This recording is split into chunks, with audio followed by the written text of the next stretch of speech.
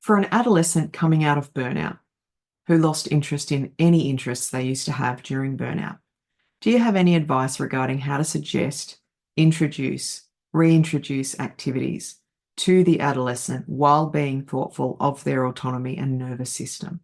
My first thought around this is sometimes we give up those interests because it's a really clever, inherent process that takes place because we don't want the things we love to be associated with suffering or struggling, because then we can't go back to it.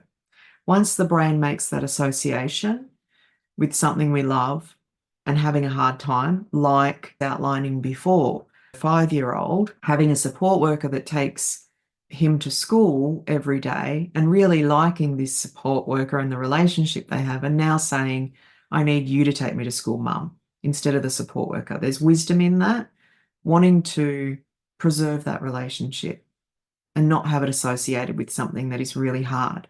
When we're young or in adulthood and we let go of the things that we love, it could be for a really important reason. It could be that the brain is avoiding associating the things that light us up with trauma or with being in a really dark place or going through a really low time.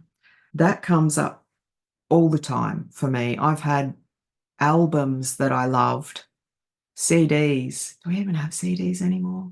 Music that I've loved as a young person that I listened to get me through some really hard times that I cannot hear now. I can't hear them now because I feel like I'm there again and I'm reliving it.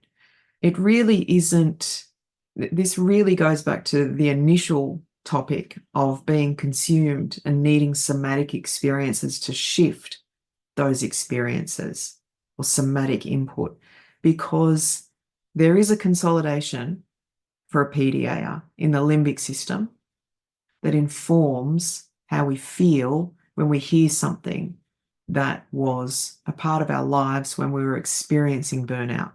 It makes perfect sense to me. It's a rational, very wise neurobiological response to let go of the things that we love when we're in a hard place, because those things will be there on the other side when that hard place passes.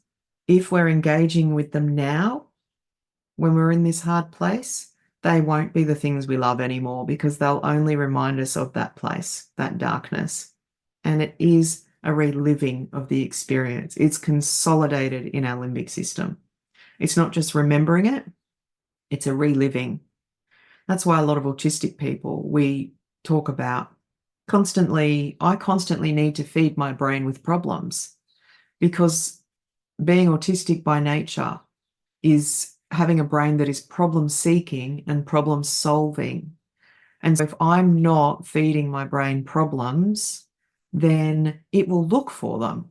And I'll wake up at 5 o'clock in the morning and remember that humiliating thing I said when I was 4 years old to my guitar teacher. Instead, I get up and I might write something, or I might watch something on TV. That's another thing about screens. They help us to avoid very painful experiences. Maybe it might be more helpful, rather than trying to engage a child in burnout with their interests that light them up, we might find new things to bring to them.